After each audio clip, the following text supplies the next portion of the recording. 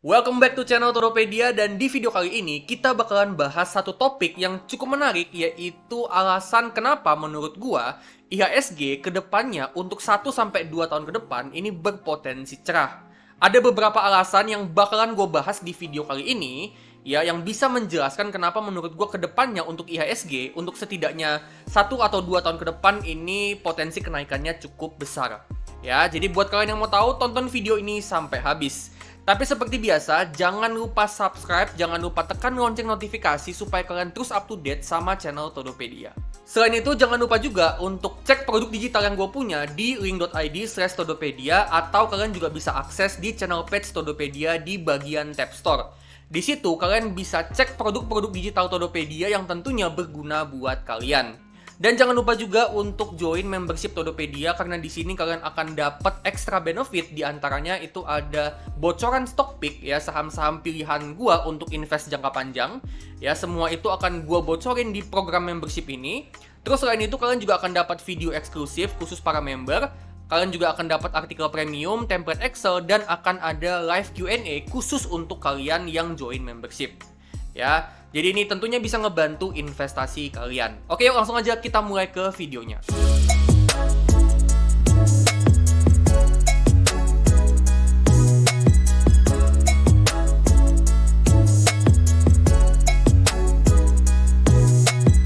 Oke, kita langsung aja bahas ya, kenapa sih IHSG kedepannya menurut gua ini prospeknya cerah.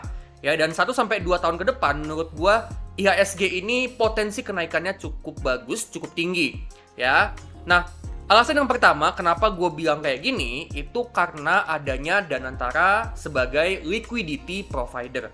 Ya, jadi kan Danantara ini perusahaan investasi yang baru aja dibuat sama pemerintah, gitu ya. Dan Danantara ini nantinya akan ngelola dana itu sampai 14 sampai sekitaran 15.000 triliun rupiah, yang mana itu tentunya dana yang gede banget. Nah, dana ini akan dipakai untuk investasi, untuk numbuhin ekonomi Indonesia. Ya, tapi salah satunya itu untuk dimasukin ke bursa untuk jadi liquidity provider, di mana orang Danantara itu udah bilang kalau memang Danantara akan jadi liquidity provider. Nah, liquidity provider atau penyedia likuiditas itu tujuannya adalah untuk nambah likuiditas pasar saham supaya transaksi jual maupun beli itu tetap bisa berjalan dengan lancar, dan juga menjaga volatilitas harga supaya nggak terlalu volatil. Ya, jadi harganya itu, harga dari IHSG, harga dari saham-saham itu dijagain supaya turunnya nggak terlalu dalam, tapi naiknya juga nggak terlalu tinggi banget, gitu ya. Kalau misalnya turunnya dalam ya dibeli di bawah, dan kalau misalnya naiknya udah terlalu tinggi, ya mungkin dipertimbangin untuk dijual. Jadi dia ngejagain volatilitas supaya nggak terlalu volatil banget harga sahamnya, gitu ya.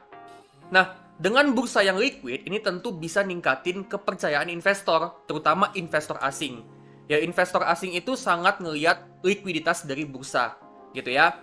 Nah, kenapa mereka ngelihat likuiditas? Itu karena ya dengan bursa itu liquid, kalau mereka mau transaksi beli maupun jual itu akan lebih mudah.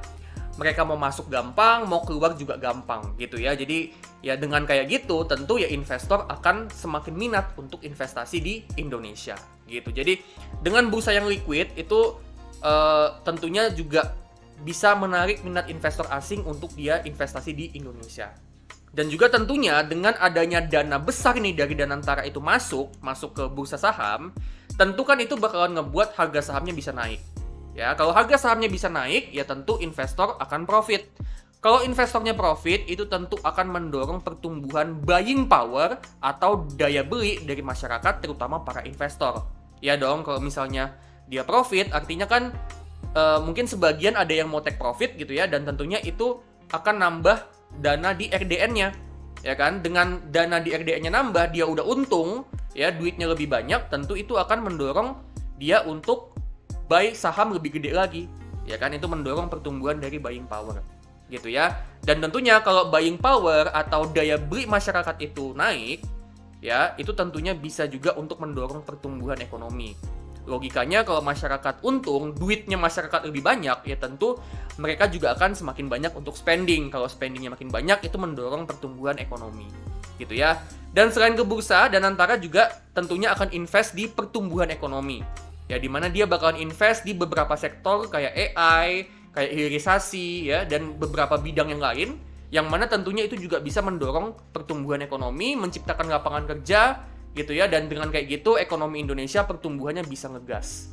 Gitu ya teman-teman ya. Jadi Danantara ini menurut gua untuk 1-2 tahun ke depan, dengan catatan mereka ngelakuin itu dengan baik, dengan jujur, dengan disiplin gitu ya. Menurut gua 1-2 tahun ke depan Danantara ini bisa jadi dia ini ngangkat harga dari IHSG.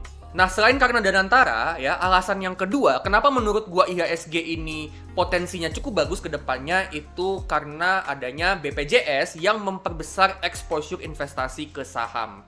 Di mana baru-baru ini muncul berita kalau BPJS itu mau memperbesar exposure mereka ya, porsi portofolio mereka itu mau diperbesar untuk porsinya itu ke saham gitu ya. Jadi mereka mau memperbesar investasi mereka di saham. Nah, sejauh ini untuk aset under management atau AUM-nya BPJS-TK itu sebesar 790,8 triliun.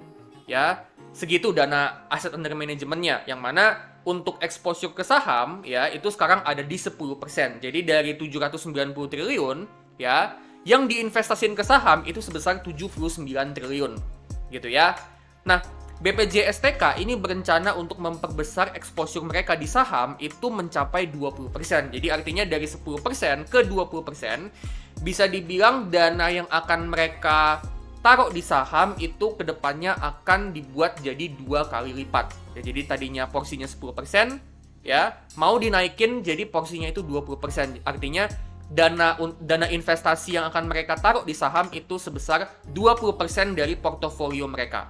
Gitu ya. Nah, kalau misalnya ini hitung-hitungan kita ya, kalau misalnya target exposure-nya itu mencapai 20%, artinya untuk bursa saham ya, dengan BPJS mau ada kebijakan kayak gini, artinya untuk bursa saham untuk kedepannya itu akan ada inflow dana itu mencapai 79 triliun. Ya, jadi kan sekarang kan dia investasi di saham itu 79 triliun. Nah, kalau dia mau naikin exposure-nya jadi 2 kali lipat, artinya dia akan masukin lagi 79 triliun itu ke bursa saham. Artinya akan ada inflow, potensi inflow itu sebesar sekitaran 79 triliun. Ya, ini nominalnya tentu nggak persis kayak gini, nanti mungkin ada update lagi. Ya, kita nanti ikuti aja update-nya untuk nominalnya berapa, tapi estimasinya adalah kurang lebih seperti ini.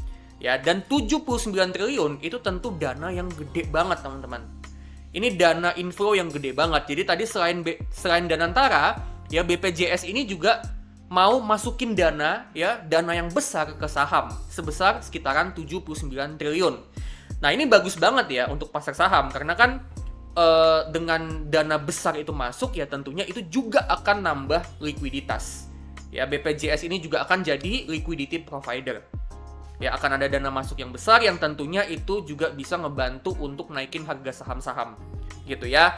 Jadi BPJS ini juga ngikutin langkahnya si Danantara ya untuk juga masukin uang ke bursa saham ya, dan kalau misalnya BPJS ini dia masukin dananya itu di harga saham yang sekarang, bisa jadi ya BPJS sendiri juga menurut gue ya berpotensi untuk juga dia cuan untuk kedepannya. Gitu. Nah, untuk target exposure sampai 20% ini mereka ini kalau nggak salah akan lakukan itu dalam jangka waktu 3 tahun. Jadi pelan-pelan akan dinaikin untuk exposure-nya dari 10%, pelan-pelan dalam kurun waktu 3 tahun prosesnya, ya exposure-nya itu bisa mencapai 20% gitu ya. Jadi kedepannya, ya tadi gue bilang kenapa IHSG ini 1-2 tahun sampai 3 tahun ke depan ini berpotensi naik, karena ya BPJS sendiri juga mau naikin exposure-nya itu sampai 20% sampai 2 kali lipat dari dana yang dia masukin ke saham sekarang gitu ya. Dia mau proses untuk naikin itu dalam waktu 3 tahun. Yang artinya ya akan ada konsisten dana inflow untuk ke bursa saham itu untuk 3 tahun ke depan.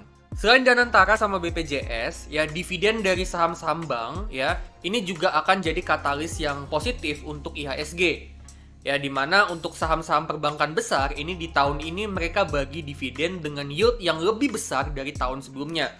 Ya, terutama untuk BBRI, BMRI sama BBNI ini dividen yieldnya gede banget. Nah, kalau kita totalin ya teman-teman ya, dividen final dari 4 saham bank ini, ya BBCA dividen finalnya, BBRI dividen finalnya, ditambah BMRI full dividen, ditambah BBNI full dividen, itu kalau ditotalin semuanya, Totalnya adalah sebesar 119 triliun dana yang diterima sama investor. Nah, ini dana yang gede banget ya, 119 triliun rupiah. Ya, investor dapat dana segitu ya, dan itu tentunya akan jadi aliran dana yang besar yang akan memperbesar buying powernya investor di bursa saham. Dimana setelah dapat dividen, investor itu biasanya akan reinvestasi dividennya untuk beli saham lagi, untuk belanja saham lagi, gitu ya. Jadi ini akan jadi dana yang besar yang masuk ke RDN-nya investor, dan tentunya itu juga berpotensi untuk jadi duit yang akan dipakai lagi untuk belanja saham. Ya, itu tentunya akan jadi katalis yang positif untuk bursa. Selain itu, dividen juga pastinya akan dipakai buat spending. Ya, buat beli barang, beli kebutuhan gitu ya. Dan itu tentunya dengan dividen ini jadi tambahan uang untuk spending, itu juga bisa sedikit membantu meningkatkan daya beli masyarakat. Ya, tentunya itu ngebantu dong ya, dengan adanya tambahan uang untuk beli kebutuhan, itu akan ngebantu untuk ningkatin daya beli masyarakat. Dan itu tentunya bisa sedikit membantu untuk memperbesar perputaran uang yang ada di ekonomi ya, dan tentunya juga bisa berkontribusi untuk pertumbuhan ekonomi gitu ya. Jadi dividen jumbo ini menurut gua nggak bisa dianggap remeh ya, karena dengan perbankan ini dia kasih dividen jumbo, itu juga duitnya itu akan muter juga gitu ya, dan tentunya akan ngebantu juga pertumbuhan ekonomi, terutama untuk perbankan besar BUMN, BBRI, BMRI, sama BBNI, dimana selain mereka nyetor duit ke investor yang bukan pengendali, tentu mereka juga akan setor duit ke pengendali. Pengendalinya siapa? Pengendalinya adalah Danantara. Jadi balik lagi ke alasan yang pertama tadi, Danantaranya dapat duit, dan duitnya itu dipakai untuk investasi, untuk mendorong pertumbuhan ekonomi, termasuk juga jadi liquidity provider. Gitu ya. Jadi alasan yang nomor 3, dividen jumbo ini tentunya ini akan juga jadi sumber tanda kutip bensin untuk Danantara untuk bisa mendorong pertumbuhan ekonomi. Nah, tapi meskipun IHSG ini kedepannya potensi kenaikannya cukup bagus, menurut gua kita tetap mesti waspada sama potensi risiko dan potensi katalis negatif yang justru bisa ngebawa IHSG ini bukannya naik tapi malah ngalami penurunan. Yang pertama yang jadi katalis negatif itu adalah tren pelemahan rupiah. Dengan rupiah ini melemah, ya belakangan ini kan memang tren rupiah ini lagi melemah ya. Dengan rupiah ini melemah, ini akan ngebuat harga barang yang diimpor itu harganya jadi makin mahal. Nah, dengan harga barang impor itu jadi lebih mahal, itu berpotensi untuk ngebuat daya beli masyarakat itu jadi lemah. Karena masyarakat harus bayar lebih untuk beli barang yang diimpor, gitu ya. Jadi itu berpotensi untuk ngebuat daya beli masyarakat jadi lebih lemah, gitu ya. Nah, selain itu, dengan rupiah melemah, itu juga akan ngebuat perusahaan-perusahaan yang impor barang, impor bahan baku dari luar negeri, itu juga akan mengalami kenaikan beban pokok penjualan. Jadi beban atau pengeluarannya itu akan mengalami pembengkakan, akan naik, yang mana itu ngebuat laba perusahaan jadinya menurun. Nah, jadinya pelemahan rupiah ini akan ngebuat adanya perlambatan ekonomi, gitu ya. Tadi pertama, daya beli masyarakat menurun, daya beli masyarakat melemah, yang kedua laba perusahaan jadinya menurun. Nah, itu tentunya akan berpotensi untuk memperlambat pertumbuhan ekonomi. Dan bicara soal daya beli masyarakat, belakangan ini memang daya beli masyarakat itu udah lemah, teman-teman. Jadi memang dari segi daya beli ini lemah, ini tentunya akan ngebuat masyarakat itu juga akan keluarin duit lebih sedikit untuk investasi di saham, gitu ya.